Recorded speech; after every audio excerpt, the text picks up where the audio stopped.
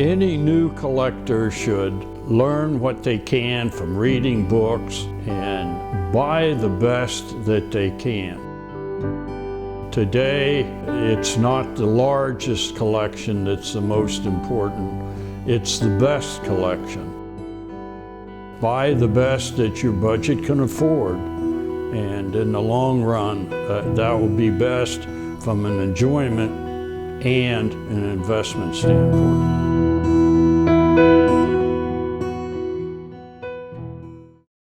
My interest in decoys basically came from duck hunting. That I was a duck hunter and lived in Ohio, and there weren't a whole lot of ducks in Ohio, so we traveled around to other areas, up to Lake Erie, and hunt clubs in the Midwest. And from hunting, got an interest in decoys and usually talked to club caretaker out of a couple of their decoys for souvenirs from the different makers, and that really started my interest. The first really substantial decoy I bought was a Premier Mallard Drake by the Mason Decoy Company that I bought at a small decoy show in Louisville, Kentucky in 1969. Throughout our collecting career, when great things have come up, we have purchased them and have had to sell 4 or 5 out of the collection to pay for it. And, you know, been happy to do that. And it seems like after we do that, what we acquired is greater than what we gave up.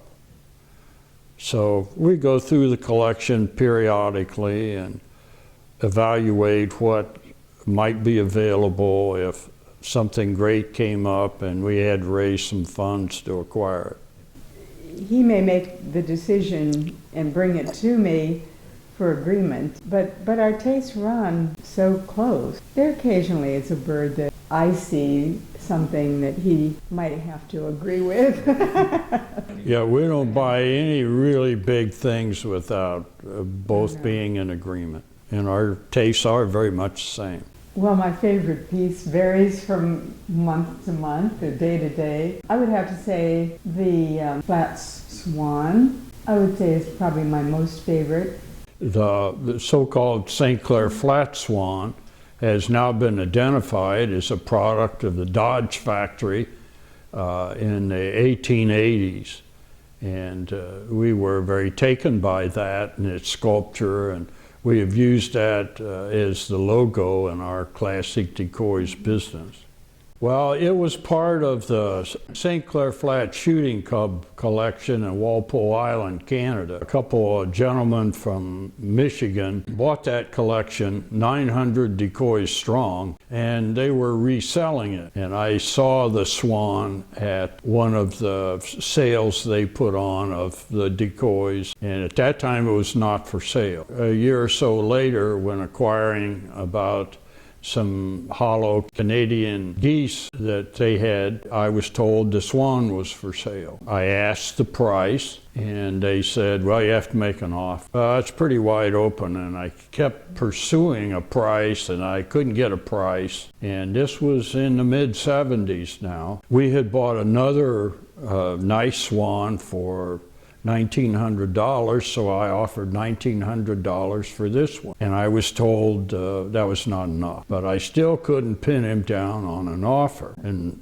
Elaine had not seen it in person, so we were in Michigan and we went over to take a look at it. And took it out in the sun, looked at it, examined it, and it was just absolutely in original condition. Wonderful piece. So we walked away from the house and I said to her, what should we do? And she said, well, you just keep upping the offer $100 a crack until he says yes. Well, that isn't quite what we did, but we did offer $3,000, which was quite a sum in the mid-70s, and purchased the swan. In 1970, I went to a show in Michigan. And there was a guy there selling some Ferdinand Bach decoys. And I always loved Ferdinand Bach. And he had a redhead sitting on the table. I said, "What do you want for that redhead?" And he said, $100 cash. And I said, "I love it. I'll take it. I'll write you a check." And he said, "No, Sonny, I said $100 cash." Well, I dug around in my pocket, the car, and I could come up with $70. I wasn't there with my money bag. So I went back and I said, "All I've got $70. And he said, "You're out of luck, Sonny." Well, fortunately, I had gone up with another collector. I wrote him a check for $30 and came up with $100 to buy my Bach redhead.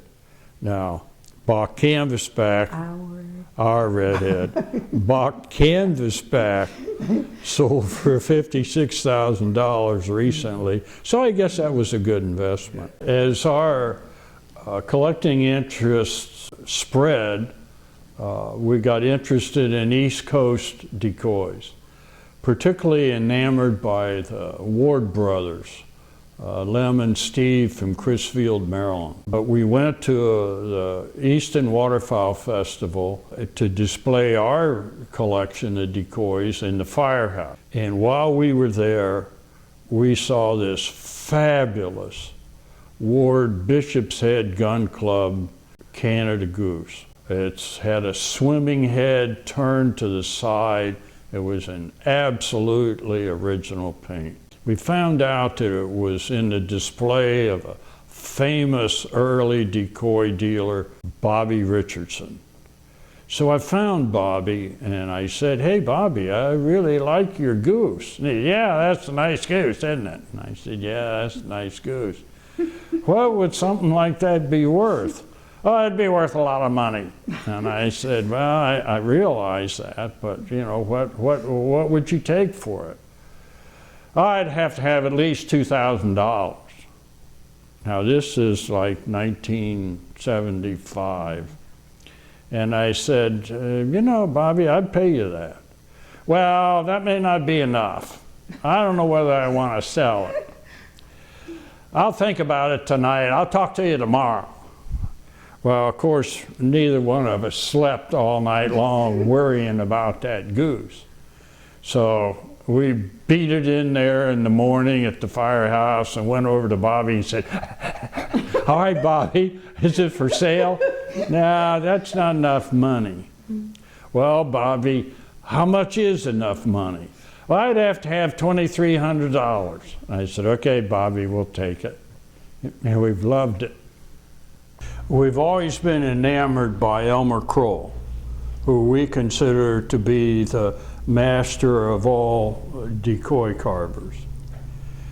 So over the years, we've tried to get good examples of his early work. We have two examples here, both black ducks.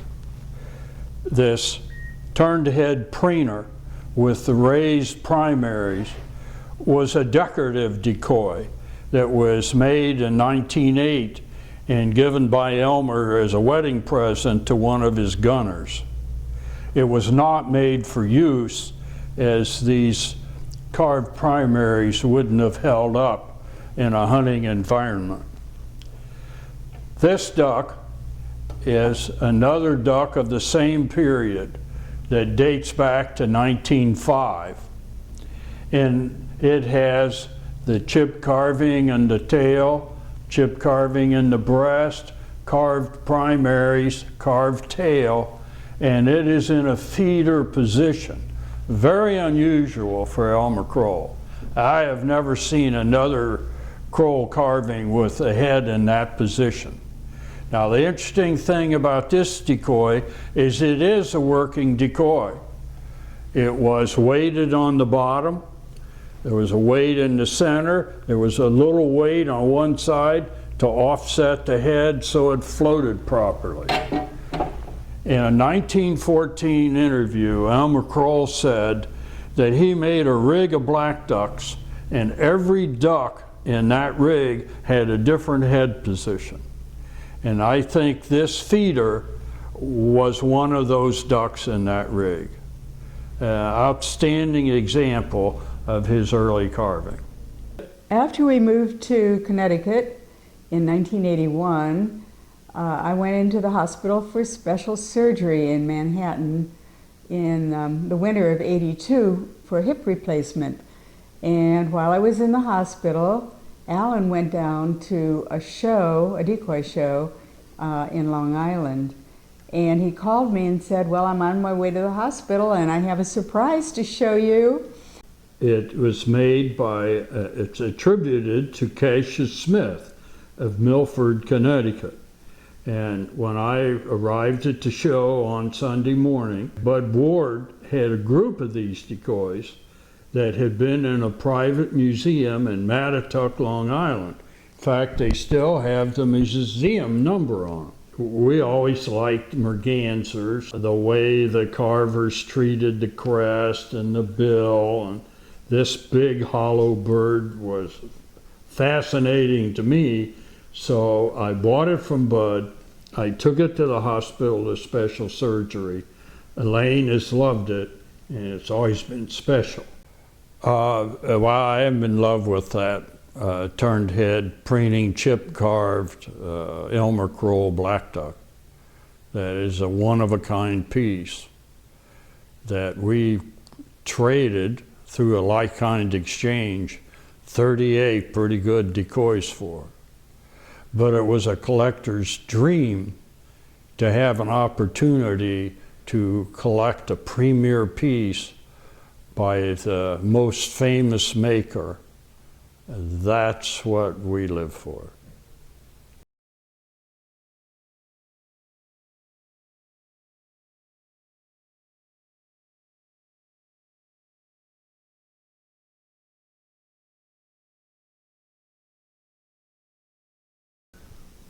This is one of those share deals. That's just what you surprised me a little. Stop.